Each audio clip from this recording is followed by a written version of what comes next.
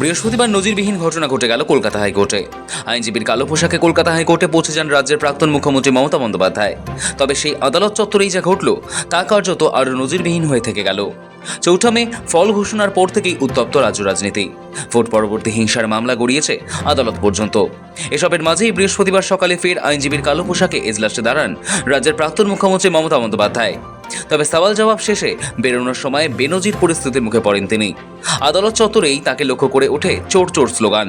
পরিস্থিতি সামাল দিতে কালঘাম ছুটে যায় নিরাপত্তারক্ষীদের।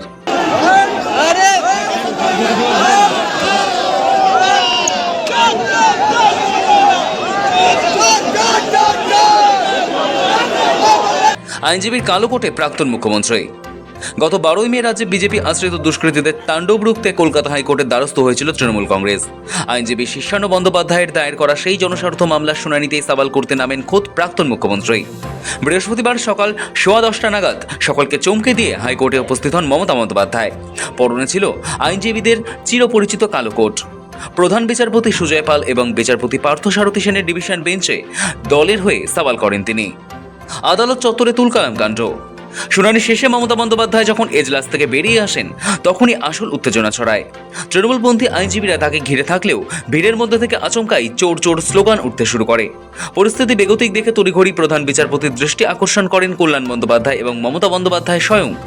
মমতা বন্দ্যোপাধ্যায় প্রধান বিচারপতিকে বলেন, দেখুন বাইরের অবস্থাটা কি হচ্ছে, এখান থেকে বেরোনোই মুশকিল।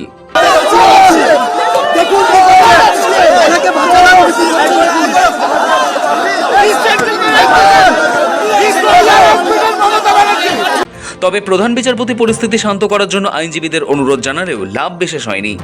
লিফট থেকে নেমে নিচতলায় আসা এবং সেখান থেকে মূল ফটক পর্যন্ত পৌঁছানো, প্রতি পদক্ষেপে বিক্ষোভের মুখে পড়েন তৃণমূল নেত্রী।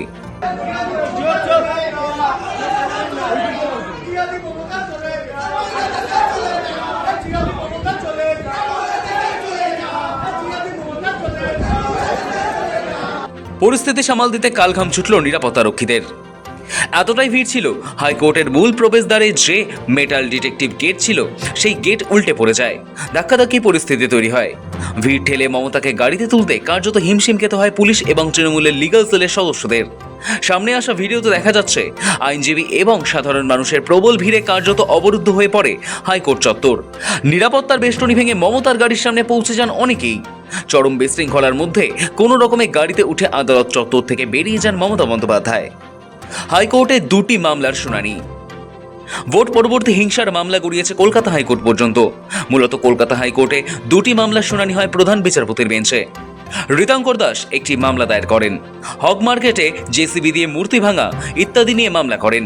অন্যদিকে আইনজীবী শীর্ষানু বন্দ্যোপাধ্যায় ভোটের পর আক্রমণ নিয়ে মামলা করেন। 2টি মামলা একসঙ্গে শোনা হয়। তৃণমূলের অভিযোগ, ফল ঘোষণার পর থেকে রাজ্যের বিভিন্ন প্রান্তে তাদের কর্মীদের উপর পরিকল্পিত হামলা চালানো হচ্ছে। জনস্বার্থ মামলায় দাবি করা হয়েছে প্রায় 2000 তৃণমূল সমর্থক শারীরিক নিগ্রহের শিকার। কমপক্ষে 350টিরও বেশি দলীয় কার্যালয় ভাঙচুর ও পুড়িয়ে দেওয়া হয়েছে। এছাড়াও অসংখ্য কর্মী ঘরছাড়া। এই পরিস্থিতির প্রতিকার চাইতেই বৃহস্পতিবার নিজে সওয়াল করতে হাজির হয়েছিলেন মমতা বন্দ্যোপাধ্যায়।